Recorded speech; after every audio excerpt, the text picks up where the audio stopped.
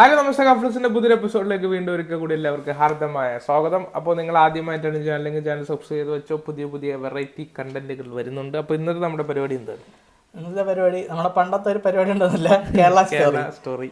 അതിന്റെ second part ഒന്നും പറഞ്ഞിട്ട് പിന്നെ ഇറങ്ങിയിട്ടുണ്ട്. ഫസ്റ്റ് പാർട്ട് നമുക്കറിയാം പ്രൊപ്പഗണ്ട ആണ്. നമുക്ക് സെക്കൻഡ് പാർട്ട് നോക്കാം എന്തോന്നാണ് അവർ ട്രെയിലറിൽ കാണിച്ചില്ല, ടീസറിൽ കാണിച്ചു വെച്ചേക്കണേ. Inspired by many true events. അതെ.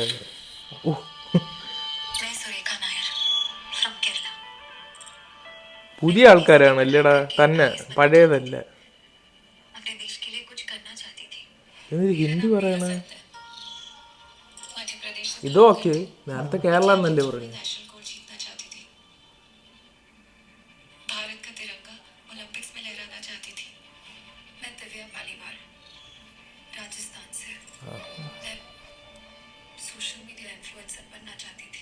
ശരി.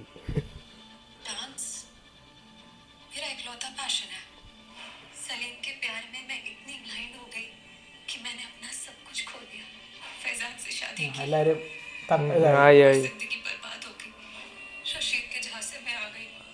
എല്ലാരും പ്രണയം കൊണ്ട്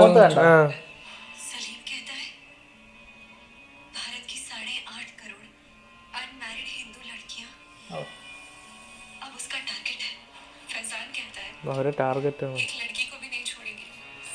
ഫൈസല് പറഞ്ഞു, സലീം പറഞ്ഞു, റഷീദും പറഞ്ഞു.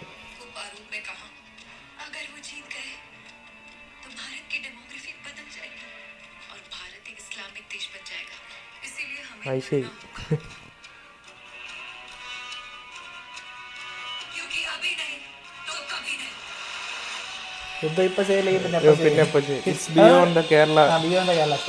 കേരള സ്റ്റോറി 2 വായിക്കാൻ പറ്റി. 27 February in cinemas. Produce by Vipul. അങ്ങനെ തന്നെ അല്ലേ ഡയറക്ഷൻ?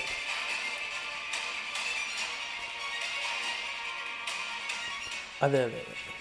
എല്ലാം പച്ചയും വെള്ളയും പച്ചയും വെള്ളയും. അതും പച്ച. കേരളത്തിന്റെ ഹരിതാപമല്ല ഈ കാണിക്കുന്നതെന്ന് കാണുന്നവർക്ക് വ്യക്തമായിട്ട് അറിയാമോ. എന്തിനാണ് പറയാനുള്ളത്? എനിക്കൊന്നും പറയാനില്ല. ഇതിപ്പോ എന്തിനാണ് ഇത്രയും കിടന്ന് ഹേറ്റ് കേരളത്തിനോടൊന്ന് മനസ്സിലാവും. ഒരു കാര്യം ഞാൻ പറയാം, ഈ അവർ എഡിറ്റിംഗ് അതൊക്കെ കൊള്ളാം. ആ പരിപാടി കൊള്ളാം. മേക്കിംഗ് കേരള സ്റ്റോറി ഞാൻ കണ്ടായിരുന്നു. അതിനകത്ത് അവന്മാര് ഡയറക്റ്റ് ചെയ്തേക്കുന്ന രീതിയും മേക്കിങ്ങും നല്ല ക്വാളിറ്റിയിലാണ് ചെയ്തേക്കുന്നത്.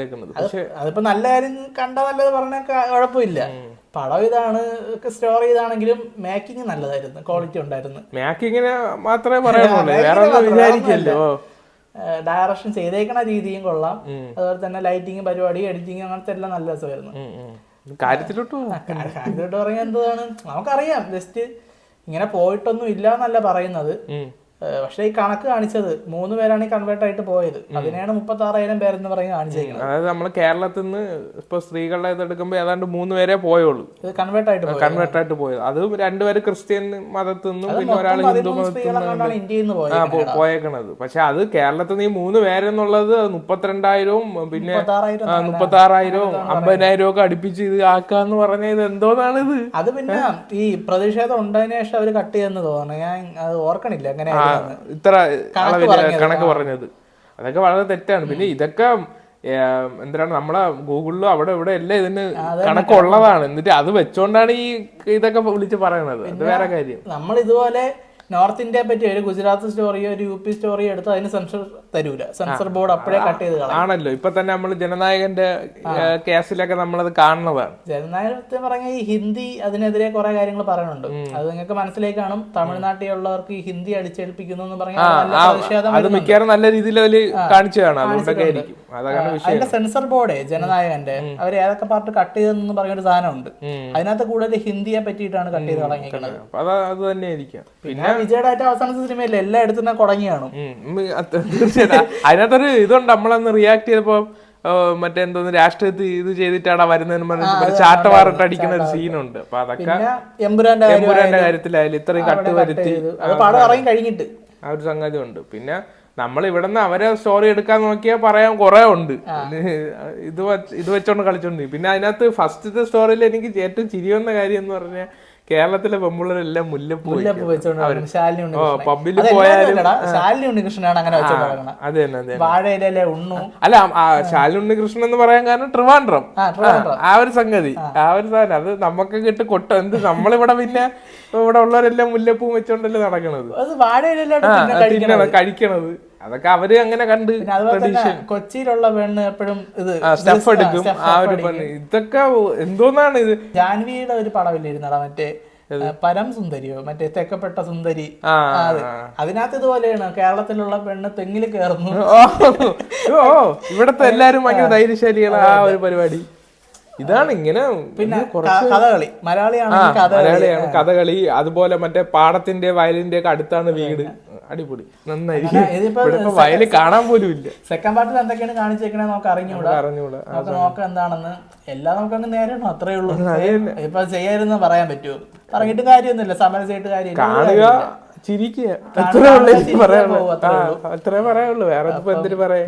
അല്ല പിന്നെ അതിനകത്തുള്ള കമന്റുകൾ വായിച്ചാൽ comment നോക്കിയല്ലോ.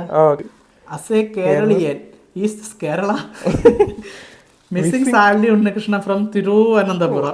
Thiruvananthapuram where is Kerala in the story. അടിപൊളി. കേരളം എടുത്തോണ്ട് പോണം, ബാക്കി പറയാൻ പറ്റൂല. സോറി. സിനിമ ലോഡിംഗ് ഫോർ നാഷണൽ അവാർഡ് ഉറപ്പാണ്. നാഷണൽ അവാർഡ് അടുത്ത നാഷണൽ അവാർഡ് ഉറപ്പായിട്ടും കിട്ടും. മറ്റേ ആദ്യത്തെ കിട്ടിയല്ലേ? We need Gujarat story. അത് വന്ന കലക്ക്. Next Oscar confirm. നല്ല ട്രോളി അറിയാം. ഇത് ഇത്രേ പറയാനുള്ളൂ. ബാക്കി ഫുള്ള് തെറിവിളിയും കാര്യങ്ങളൊക്കെയാണ്. അനുകൂലിച്ചുകൊണ്ട് അങ്ങനെ പറയണത് വളരെ ഇതിനെ അനുകൂലിക്കുന്നവരിപ്പോഴും ഉണ്ട്. അപ്പൊ നമുക്ക് പറഞ്ഞിട്ട് കാര്യമില്ല. എല്ലായിടത്തും കാണും ഒരു കാര്യത്തിനെ എതിർക്കുന്നവരും പിന്തുണയ്ക്കുന്നവരും ഉണ്ടാവും. അപ്പൊ നോക്കിയിട്ട് കാര്യമില്ല. അത്രേ ഉള്ളു. അപ്പം വിരളിൽ എണ്ണാവുന്ന കുറച്ചു പേര് എന്തൊക്കെയോ ചെയ്തെന്നും പറഞ്ഞാൽ അതെല്ലാം കേരളമാണെന്നും പറഞ്ഞുകൊണ്ട് നിൽക്കുന്ന അവർക്ക് ഇട്ടുള്ള ഒരു കൊട്ടായിരിക്കട്ടെ ഇത്. അത്ര എനിക്ക് പറയാനുള്ളു. അപ്പൊ അത്രയല്ലേ ഉള്ളു. പുതിയ വിശേഷങ്ങൾ അറിയാൻ ചാനൽ സബ്സ്ക്രൈബ് ചെയ്ത് വെച്ചോ. പുതിയ സിനിമാറ്റിക് വിശേഷങ്ങളുമായി കഫ്ലിക്സ് ഉണ്ടവരെ ആൻഡ് ദെൻ ലൈക്ക് ഇറ്റ്.